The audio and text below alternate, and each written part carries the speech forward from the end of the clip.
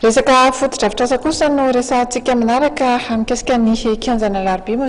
izay asiana fanamboarana. Nikatona mandritra ny iray volana eo ny kianjana Alarobia araka nambarany zareo avy amin'ny commune Antananarivo renivohitra moa dia noho ny asa fanamboarana sy fikojakojana ity kianja ity amin'izao fotoam-pahavaratra izao no antony nanidina izany kianja izany.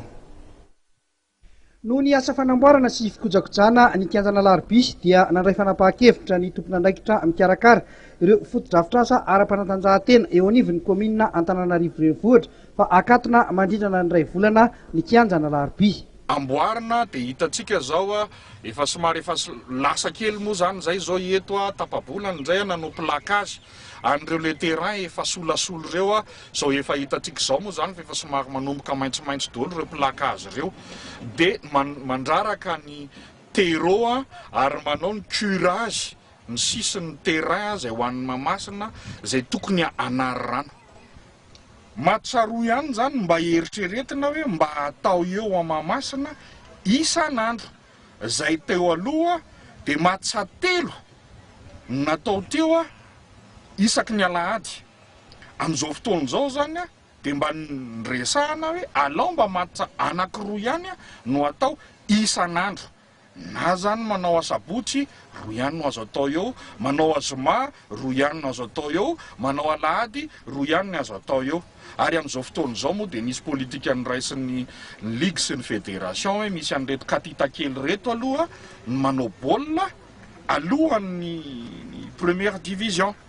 Dia raha jerevantsika zany raha ohatra ka tsy ho andraisana an'izay dia matsa enina zany miaraka amin'ny katita kely izay mahafeno 90 minutes raha ohatra ka ho ajanona amin'le hoe match anankitelo ohatran'ny tamin'ny taondasa. Dia raha jerena le lafin'ny teknika inona moa zany le tena hoe amboarina sy kojakojaina amin'le kianja ao anatin'le fikatoronana mandritra ny iray volana? Ny lafin'ny teknika raha hoe kojakojaina sy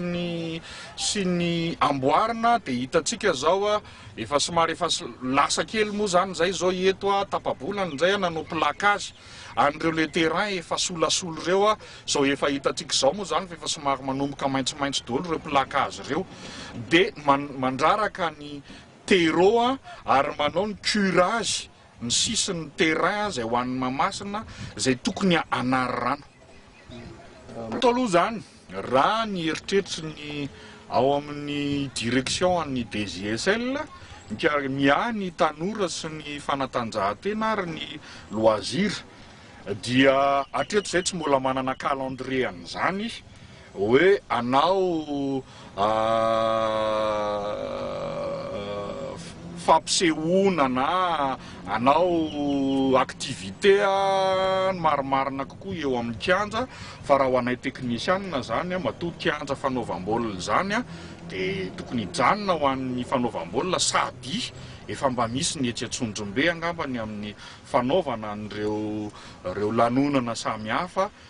Hitako angamba fa mety tsisy eo tsony zay zavatra zay satria efa manana n'Antsondrombe tsika. Arina fa tena miasa zato isan-jato ny kianja amina jeu corporatif satria ny kianja be anankiray dia mizara anankitelo ka tsy midika akory zany ho foana tanatatanteraka ny jeu corporatif fa misy rindran-danina ho atao ao anatin'izay satria anisan'ny voateniko teo no hoe ny azadino fa andray lalao iraisam-pirenentsika mbola ao anatin'izany ihany koa ny ADEMA sy ny TCO tafiditra ao anatin'izay fandraisana ny lalao iraisam-pirenena zay. 700 mirahalahy eo no mikarakara ity asa fanamboarana ny kianja ity zay tarihina Andriamatoa Ranaivoson Bruno. Ny tanjona hoy izy dia ny ahatsara lalandava ity kianja ity mba hahafahan'ny rehetra milalao baolina kitra eto amin'izy ity kianja ity.